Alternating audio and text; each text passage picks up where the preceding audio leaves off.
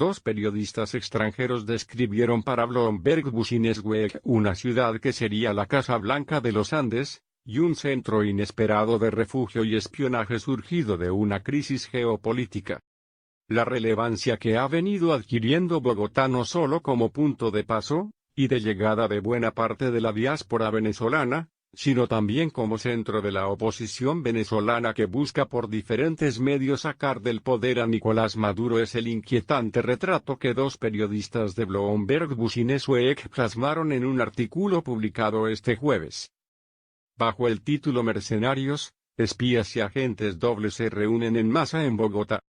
El periodista es Rafi Esser, que trabaja desde Bogotá, y el editor senior de Bloomberg News en Nueva York, Isam Bronner, muestran en un relato descarnado cómo la capital del país está inundada de espías, refugiados y complots desde Venezuela, según las palabras usadas por Bronner en su perfil de Twitter al compartir la historia. Narran en principio la dura situación de refugiados venezolanos, cientos de miles de ellos que en los últimos 2 años se han volcado en esta ciudad en la que, la mayoría, debe rebuscarse ya sea entregando folletos, vendiendo dulces en un carrito o llevando sobre sus hombros las mochilas naranja de una reconocida firma de domicilios. Algunos de los vendedores ambulantes venezolanos que suelen rebuscarse dinero para sobrevivir en las calles o en los transportes públicos de Bogotá podrían ser militares chavistas encubiertos, enviados por la dictadura de Nicolás Maduro para vigilar a quienes consideran enemigos del régimen. Eso sostiene una investigación publicada el martes en el medio estadounidense. Los espías harían parte de una unidad de contrainteligencia conocida como La Sombra, y estarían ubicados en zonas estratégicas de la capital como el Parque del Virrey o cafés aledaños al Hotel Dan Carlton, camuflados como personas de mediana edad, jóvenes o profesores, pero en realidad son mercenarios y exoficiales venezolanos que traman su próximo movimiento, describe el medio. Ya las autoridades colombianas han expulsado varias personas de distintas nacionalidades a las que han descubierto en casos de espionaje. Como un capitán de la Guardia Nacional Bolivariana, GNB, encontrado con fotografías de una base de la Armada, o el venezolano Brian Andrés Díaz que ingresó de forma irregular a un comando aéreo, o el cubano Juan Manuel Peña que hacía trabajo de inteligencia para el G2 al servicio de la familia Castro. Incluso, la revista Semana había denunciado un plan de Rusia para robar información estratégica en Colombia con un grupo de expertos del Servicio Federal de Seguridad, FSB, a través de una sofisticada operación de espionaje cibernético, y de más de 100 espías que viven en territorio nacional. Ahora, Bloomberg ahonda más en la situación que se ha desatado con la crisis geopolítica de la frontera con Venezuela. El diario norteamericano no solo menciona a los espías de Maduro que hacen parte del SEBIN, Servicio Bolivariano de Inteligencia, sino a los exoficiales venezolanos que se alejaron del régimen chavista y de mercenarios rusos y cubanos. Y de alrededor de 3.000 agentes de inteligencia de Estados Unidos, todos agrupados en la capital colombiana para vigilarse entre sí. El medio recoge varios testimonios al respecto, como los de Humberto Calderón, representante en Colombia del presidente interino de Venezuela Juan Guaidó, Jair Mundaray, exdirector de la oficina del fiscal en Caracas, y el diputado José Manuel Olivares.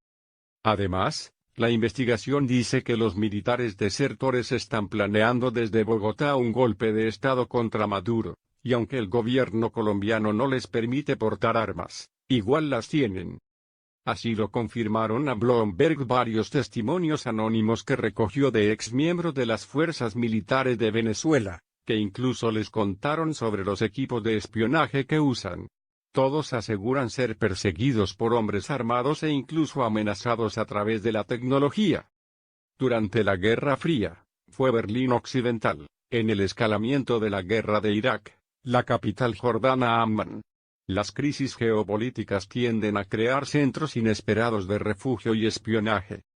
Ahora, la atención del mundo se ha desplazado a Venezuela, una nación cuya población está cerca de la hambruna, incluso cuando se encuentran sobre las mayores reservas de petróleo conocidas del mundo. Se lee. Tablero. El escrito menciona las fichas de este ajedrez. De un lado, la administración Trump, que ha invocado la doctrina Monroe, que reclama la supremacía estadounidense en el hemisferio occidental, y que ha declarado innegociable la salida del Maduro del poder.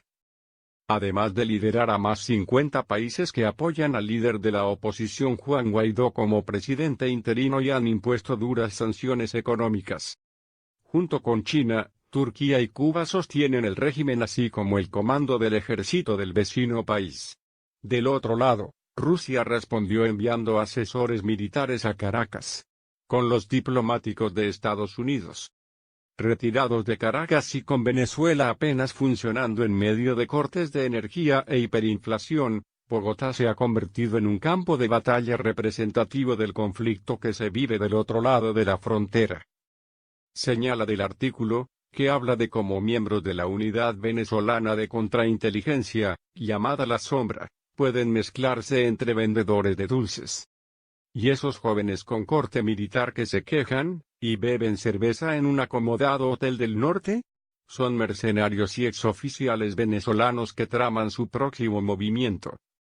Dice la publicación, que reseña cómo el antiguo doble agente del MI6 británico Sergei Skripal vino al país para determinar qué hacer ante la creciente presencia rusa, antes de que intentaran envenenarlo en 2018 en Inglaterra, en un sonado episodio que enfrió las relaciones entre Londres y Moscú. Por supuesto, también menciona la visita al país de altos cargos de Washington como el vicepresidente Mike Pence y el secretario de Estado Mike Pompeo, mientras congresistas demócratas como Elliot Engel y Tim Kaine también han hecho presencia. Los cubanos han dicho a funcionarios colombianos que están reduciendo su nómina en el país, pero estos han dicho que la realidad es lo contrario.